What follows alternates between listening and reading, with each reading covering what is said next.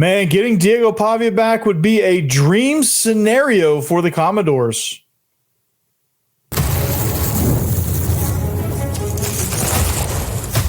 You are Locked On Vandy, your daily podcast on the Vanderbilt Commodores. Part of the Locked On Podcast Network, your team every day. Welcome into the Locked On Vandy podcast on the Locked On Podcast Network. I'm your host, Corey Burton. Thanks for making Locked On Vandy your first listen every single day. We're free and available wherever you get your podcasts and on YouTube as a part of the Locked On Podcast Network, your team every day. You can start the season with a big return on FanDuel. New customers can get and place a $5 bet, and you'll get started with $150 in bonus bets if you win your first $5 bet. So visit FanDuel.com to get started. Well, Vandy is in the bye week. They're getting some much needed recovery, of course. And to make things better, they got a dose of great news when Lebron Hill committed. He's going to bolster that wide receiver room. Both scenarios are out, and the latest scenario would present a very, very good matchup for the Commodores. And over the bye week, one of the goals, and we're going to talk about goals throughout the week, but one of the goals to somehow find a way to improve tackling. However, Vandy could get a massive win, if Diego Pavia wins that extra year of eligibility. So let's jump right into that, okay? Shall we? Diego Pavia is suing the NCAA for an extra year of eligibility. He feels that the JUCO bylaws, and I'm gonna put it up here on the screen too, so you can follow along.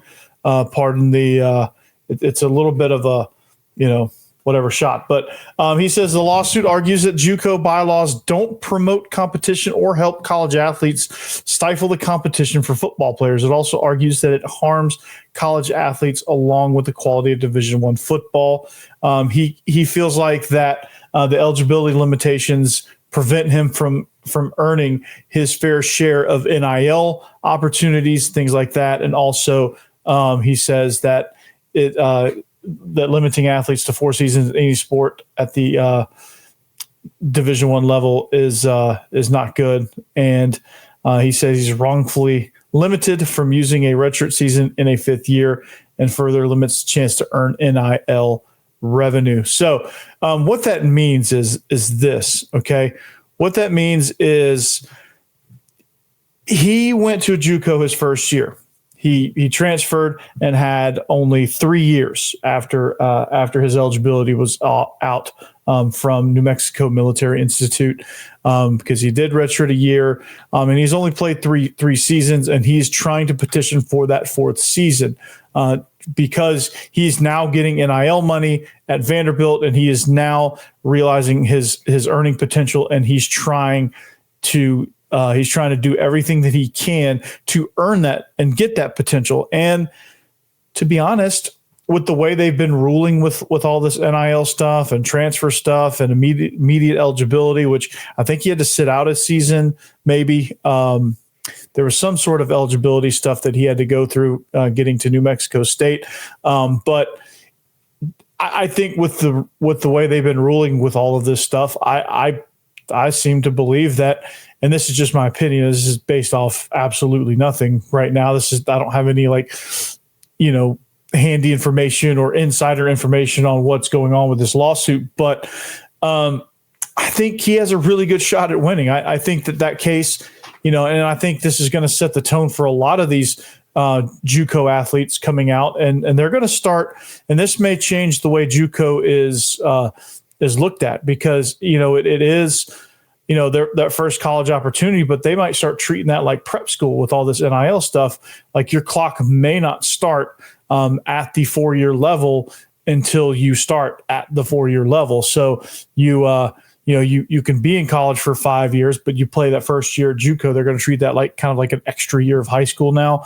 So I could see them possibly reorganizing that, and I could see Diego Pavia winning this case. And then that's going to, like I said, that's going to set a precedent for other JUCO athletes that are in this similar situation where, they find themselves, late in their career, they find themselves on a path like Diego Pavia where, at first they get into the smaller school where there's not really much NIL opportunity, and then they portal into like a Power 4 school. Let's say like like a Rutgers. Like let's say a guy goes from Fort Scott to South Dakota, and then he portals to Rutgers. New Jersey, right in the outshoot of New York City. There's some NIL opportunities. Let's say they actually take football seriously there, and there's and then next thing you know, now he has 2 years instead of instead of 4 to earn that NIL money, and it just doesn't seem right for somebody to be able to sign with Rutgers their freshman year, and that's kind of what Diego Pavia is fighting for. Now, regardless of what you think of that opinion, I don't know that eligibility is even going to be a thing when this is all said and done. I mean, this college football is changing. This could just be, let's go 8-9 years, and COVID threw a bunch of stuff off whack, and so.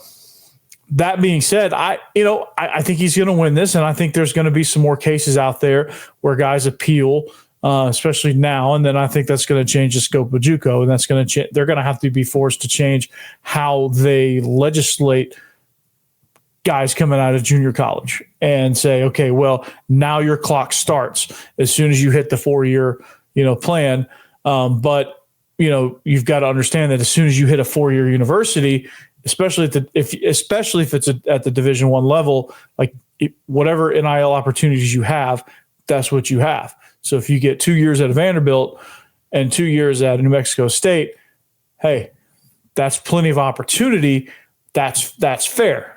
I don't think he's petitioning to get 4 years at Vanderbilt, although I think I speak for probably the entire Vanderbilt fan base saying, hey, we could use an extra 3 years of Diego Pavia on this roster. But I don't think that's what he's fighting for. I think he's just fighting for that 4th year of Division I football out of junior college for that last hurrah of NIL money before he starts his professional career and whatever it is he's going to do post college football. So that being said,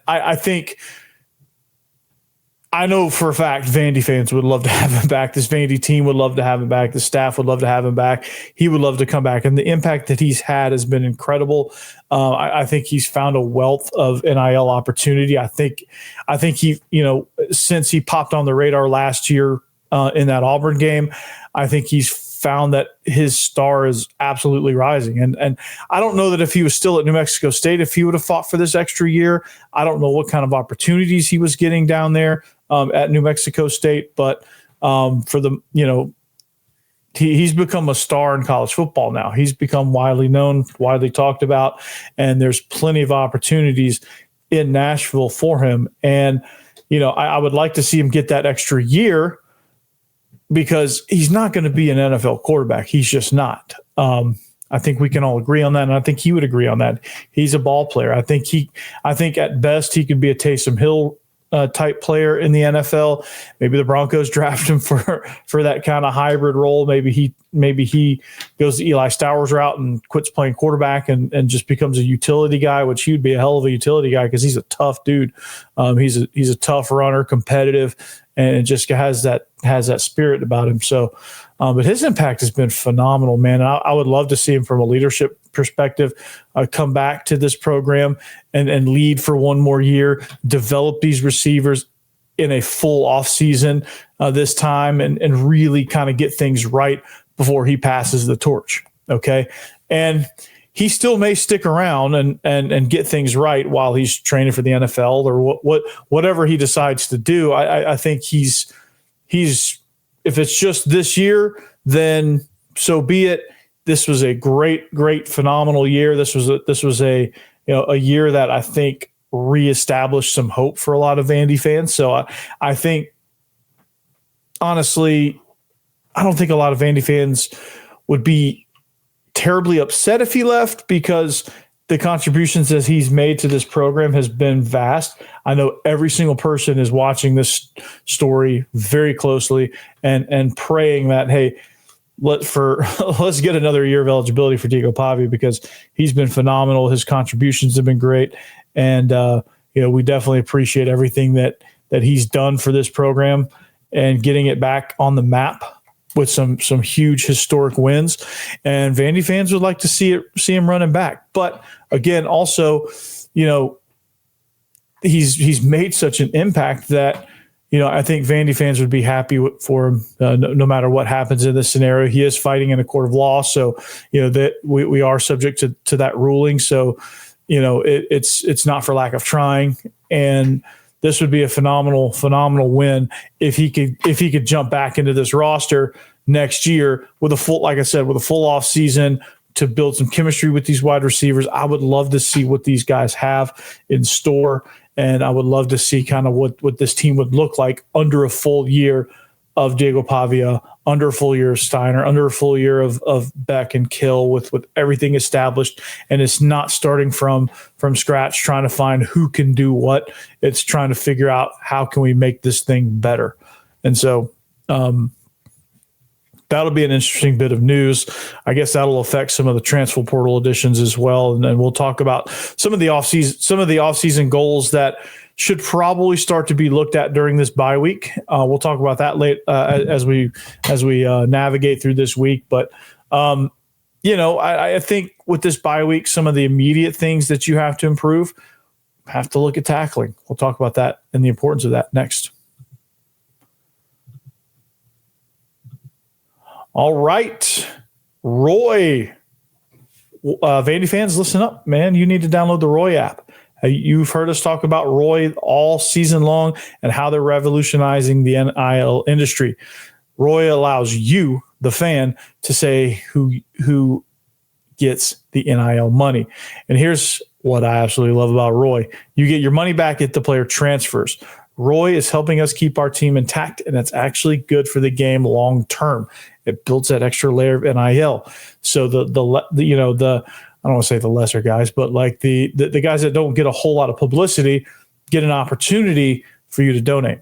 And so I think it's you look at a guy. I've been talking about Diego Pavia, and you look at the time he put this team on his back countless time again. Virginia Tech start to get that huge win to kick off the season. Alabama put the team on his back, and it against Alabama. It is, he's been that way all season long. And you can show your support for Diego Pavia by depositing a little appreciation into the player's account. To do that, download the Roy app, and you can see what the logo looks like if you're watching on YouTube, or join Roy.com. That's right. There's a logo right there below me. But now let's spotlight the Roy Locked On Player of the Week, Diego Pavia. As I just mentioned above, I think for him, he scored the touchdown to get it close. I mean, the game got away from this team altogether, but he's the one that scored the touchdown right before half, right there late in the second quarter to get this game tight. It was a 7-0 game at halftime, and this team just ran out of gas. But so we're gonna throw in some money into his account on Roy. Every contribution counts, $10, $20. It all adds up. It's going to help your favorite players stay put. Join me and show love for Diego Pavia. Download the Roy app or go to joinroy.com today. Use promo code Locked On. Every athlete from every team is there. No purchase necessary. Void where prohibited. Go to joinroy.com for full terms. Roy, support the players. Change the game. All right, welcome back. It is Locked On Vandy. Thanks for making us your first listen every single day. If you need a second listen or even a third listen, check out Locked On SEC. Check out Locked On Ole Miss. Chris Gordy does a great job with Locked On SEC. Every Thursday, the SEC squad drops. If you haven't seen one of those episodes, go check it out. Do yourself a favor. And then Locked On Ole Miss. That's going to be a fun show this week because Steve, he called it, man. And he does a great job over there covering Ole Miss. And it's actually it got me kind of intrigued about Ole Miss Ole Miss athletics. Not to mention, I mean, Steve's a good friend of mine, so that helps too. But nonetheless, he's exciting. He's very knowledgeable, and he does a great job with his show. So you guys should check that out when you get a chance. So, yeah, we talked about Diego Pavia. He's suing the NFL for extra year of eligibility, citing NIL benefits. To briefly summarize it, I know there's a lot of layers to that, but that's kind of the gist of it. This bye week is going to be huge for this team, because I think that in a lot of scenarios, the teams kind of lose footing over the bye week. Teams teams like Vanderbilt just kind of sputter and run out of gas towards the end of the season because they just don't have the depth. They don't have the strength. They don't have the stamina. They don't, these teams aren't built for this. Like last year at this point, it didn't matter. Vandy they were just going through the motions. They had checked out. They had shut down, and they were just getting obliterated every week. So, they were just trying to say, hey, okay, let's just get through this practice, and here we go. But Vandy has bowl aspirations. They have development stuff that they need to figure out. They have a lot of off-season goals. We'll talk about what all of those goals are. But in the meantime, I think the most immediate goal became a massive problem in the South Carolina game, and it got worse over the course of the game. It was pretty good for a couple of weeks, but I think overall the tackling has been not where they probably want it to be. At times it's been terrible. At other times it's been really good. It just hasn't been consistent, and they just need to become more consistent. I think honestly, it's probably a technique thing. I feel like it's a strength and conditioning thing. They're getting tired and their fundamentals break down, and they just don't tackle well in space. That killed us against South Carolina. And I said that, and it happened. That conditioning was going to be a part of it. Tackling in space was going to be a part of it, to limiting their, explosive plays and forcing them to drive. That's part of what you have to do to make that happen, is tackle in space. And South Carolina, and a lot of South Carolina fans jumped on me when I said that, hey, Vandy played this tight, and they literally ran out of gas. I don't know what this game would have looked like if they were a little bit fresher. They just weren't. And South Carolina has more depth. I don't know how many different ways I can say this so you guys understand. I'm saying I was giving South Carolina credit. I gave them credit on Saturday's episode. I gave them credit on yesterday's episode. They had more depth, and they took advantage of that, which is exactly what they're supposed to do, right? They had more depth. They leaned on Vanderbilt, and then they crushed them. And that's because Vanderbilt ran out of gas. They forced that, and they forced them to run out of gas, and then they subsequently crushed them.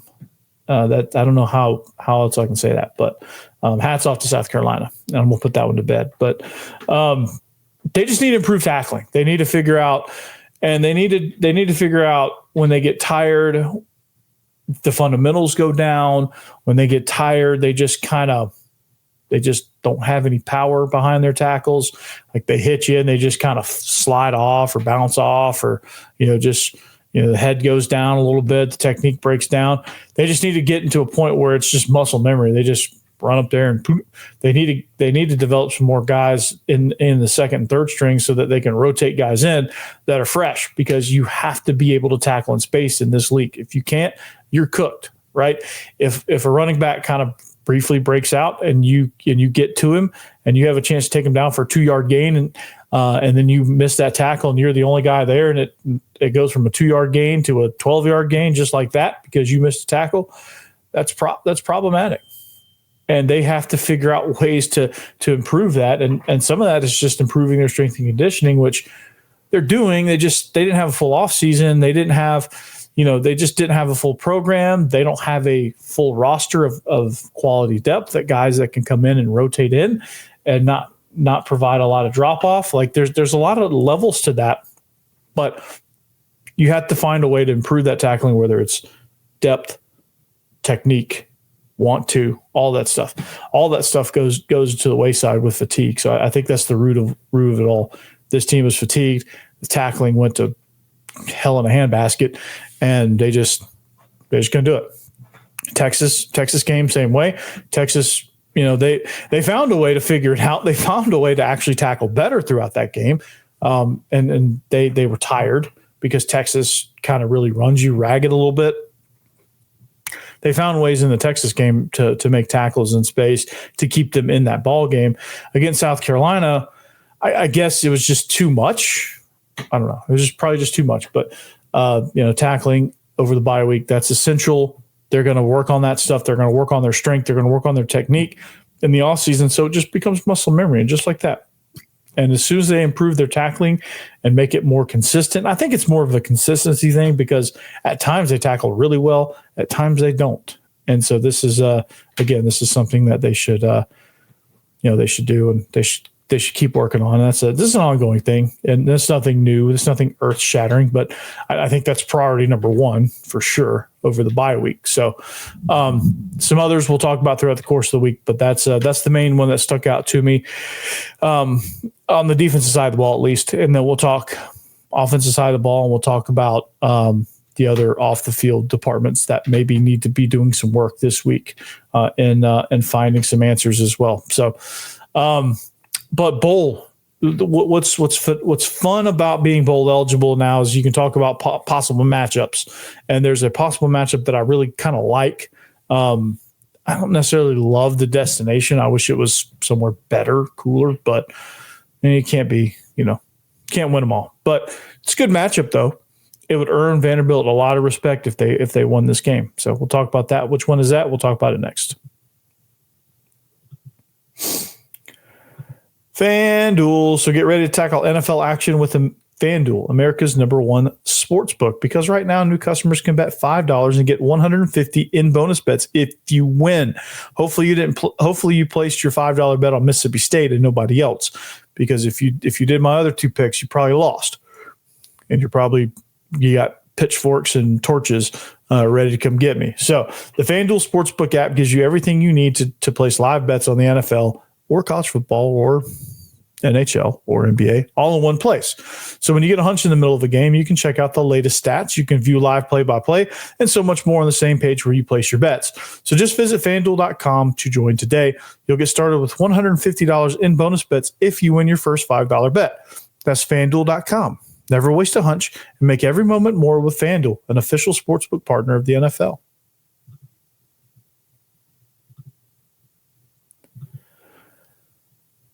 All right, wrapping up the show here. Welcome back, Locked On Vandy. Thank you for listening. Thank you for watching. At Locked On Vandy on all social media platforms. Like and subscribe wherever you find your podcast, and make that happen. Tell a friend. I'm up to 500, man. It's a milestone. I'm up to 500. I'm somewhere in this. I think I'm in like 75,000 views lifetime, and I think I'm at like 20,000 podcast downloads, which, for a Vandy show from scratch with no prior fan base, it's amazing. And it's not because of me. It's because you guys joined in. It's because you guys immediately jumped on the train. Whatever I did, I'm going to try to keep doing. But I appreciate you guys for jumping on. I appreciate you guys spreading the word. And I hope you guys continue to do so. You got friends that aren't on board, get them on board, right? Opposing fan bases, hey, come on over. If you need a secondary listen, if you just want to talk some football, if you want to hear about what's going on at Vanderbilt just because you're an SEC junkie, come on over. If you want to click subscribe and only listen when your team is playing against Vandy in whatever sport, just come on over. It costs you nothing, right? Unless you really want to donate, you can. I'm not going to say no, but for the most part, here we go. Talking about bowl scenarios, and as you can see on the sidebar, that the Liberty Bowl versus TCU is a scenario that I saw just recently as a possible matchup. And honestly, I love the matchup because, TCU was in the national championship game, 2 seasons ago? They got obliterated by Georgia, but they were in the national championship game and they won the Big 12, and they won the Big 12. They were a national power, and they're still a very well-respected program. Sonny Dykes does a phenomenal job over there. They just haven't been playing as well since Max Duggan left, and since that national championship year, that kind of They just hadn't been able to get back on track as well as they'd liked. I think they just beat Baylor last week, but that would be a fun matchup because I think everybody still thinks and still holds TCU in high regard. So, the school out there in Fort Worth is, again, really good reputation here. It'd be a Liberty Bowl, so it's really close by. So the Vandy fans can make the trek over there and watch that game. I don't love it because like the Liberty Bowl, just the name of the Liberty Bowl, it just doesn't really. I just don't think it really has a lot of pizzazz. But there's not many bowl games out there now that have pizzazz. So Vanderbilt's going to get the extra practices. They're going to get another chance to showcase on ESPN what they can do, and they'll likely be in their own slot, so it'd be the only game going at that time. Theoretically, it could be a night game. I think the Liberty Bowl is usually at night, and it's usually on its own night. So they'll get a chance to kind of showcase the program and what they're all about. And if Pavia is there for another year, he'll get another chance to get some work in. Or if he's not, it'll be probably the Nate Johnson show, and they'll probably try to figure out who can do what, and they'll probably be doing some experimentation with the offense and trying to find their feel and their identity for next year, because it's going to be slightly different based on what Nate Johnson can do, if that is the case, if Diego Pavia does not win his lawsuit. So that'll be fun. I think that's a really good bowl matchup. I'm excited about it. I'm just excited that Vandy's in a bowl because, this coming into this season, this was like one of those, okay, well, Vandy's going to have to, with the NIL that's growing rapidly, and the potential that's sitting there in Nashville, I think you look at how important the season was for Vanderbilt, because they took a chance in bringing back Clark Lee, and they had every reason to fire him. They really did, because coming off a 2-10 season, the way they looked, there was everything there. They could have said, Clark Lee, this isn't working. We're going to part ways. This is 3 seasons worth. You had a decent season last year. This season's terrible, right? We're going to part ways. That could have been the conversation a year ago after the Tennessee game. And they took a chance on him. They said, you know what? We'll see if you can turn it around. You have to make some significant changes. You have to show us that you can handle this thing long term, but we're going to give you a chance. We're going to give you a chance to work this thing out. And really, they kind of said 2, but really it was just kind of 1. Like, it would have to go really well for them to really kind of give them that 5th year. So, like, barring a disaster, which, I mean, this year could have been a disaster. This year could have, but all the changes he made, this was probably, again, one of those things where you're looking at it and saying, okay, well, here's the NIL potential. We're taking a big risk here, and it's paid off. He's had a really good season, magical season, beating Alabama, beating Auburn on the road, Kentucky on the road, near, Texas' best team in the country, or one of them at least. They're up there, almost beat them. Missouri probably should have got that one. Could very easily be sitting at 7 wins because of Georgia State. That was kind of a weird game. But, again, Clark Lee's done a masterful job of getting to a bowl game. So this is a great chance for them to showcase, hey, this is where this program is. This is where we're going. Come on, right? It's going to be a Vanderbilt ad. Vanderbilt's like, we're not the same old Vanderbilt, and the NFL example, I don't know if they'll make this type of jump. Hopefully, stranger things have happened, but the Detroit Lions, they found the right mix. Dan Gamble's phenomenal. I'm not saying that they're going to go worst to first by any stretch, but they rose out of the ashes. Dan Campbell, that's been one of my favorite stories to watch in the NFL, is the Detroit Lions, because they have been phenomenal under Dan Campbell, and it wasn't an overnight thing. So, maybe, be a dream scenario if that were to happen. But anyway, one of the things they need to improve is the wide receiver room, and they got that. This is amazing. Lebron Hill, 6'4", 180 pounds, 3-star kid out of Indiana, Hammond, Indiana, Morton Senior High School, to be exact. He is committed to Vanderbilt over Purdue, Louisville, are the notables. He has Akron and Ball State listed in his top, but I don't know. He probably had a bunch of other offers there too. But this kid, man, he jumps off the page. Obviously, standing at 6'4", he is absolutely amazing. And you just have to sit and watch, and you're just like, man, this guy is a special dude. And one thing that really stands out to me about him is when the ball's in the air, he's going to go get it, right? He's going to be that guy that, hey, if it's Pavia, if it's Nate Johnson, if it's St. Hilaire, whoever it is throwing it to him, they're going to have a really good target. He's a smooth runner. He looks like he's just running very easily, but he has such a long stride that he just appears to be slower. I don't know why he's a 3-star, to be honest with you. I think he should be a little bit higher, but I guess with receivers, they're probably pretty tough on the evaluations. But I mean, the contested catch percentage is outstanding. He understands how to go get the ball. I think he's going to be a really top tier weapon. And then once they get McVay going and Tristan Brown going, and they add LeBron Hill to the mix, I think sky's the limit for this receiving core. And I think they're going to have some massive weapons as they look to carry on with this program as they're developing. So stay tuned for this one. This guy excites me a ton. And welcome to West End LeBron Hill. I'll do a full breakdown more so when he signs, and we'll do a full breakdown in the spring and what to expect from these recruits. But that's a big commitment. Hopefully they can hold on to him. I think they should be pretty solid. It's the best scenario out of all the offers he has. Louisville's not great. Purdue is pretty bad. And Vanderbilt is on the rise with great NIL potential and the best league in the country. What else could you want?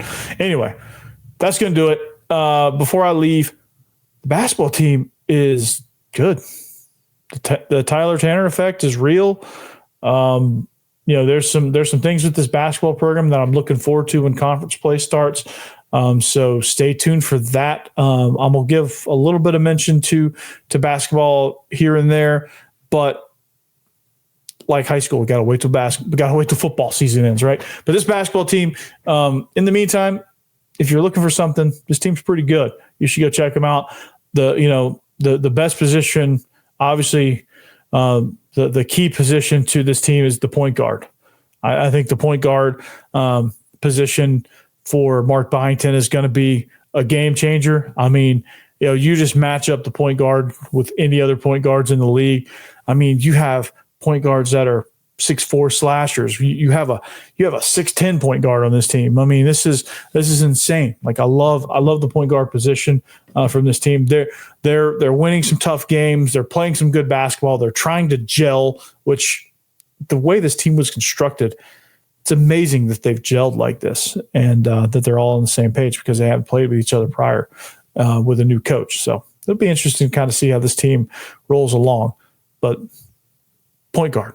That's the one to watch, the point guard, right? But anyway, that's going to do it. Hope you enjoyed, and we will see you back here next time on the Locked On Vandy podcast on the Locked On Podcast Network. Thanks for listening. Thanks for watching. We'll see you back here later. Anchor down. Behave yourselves.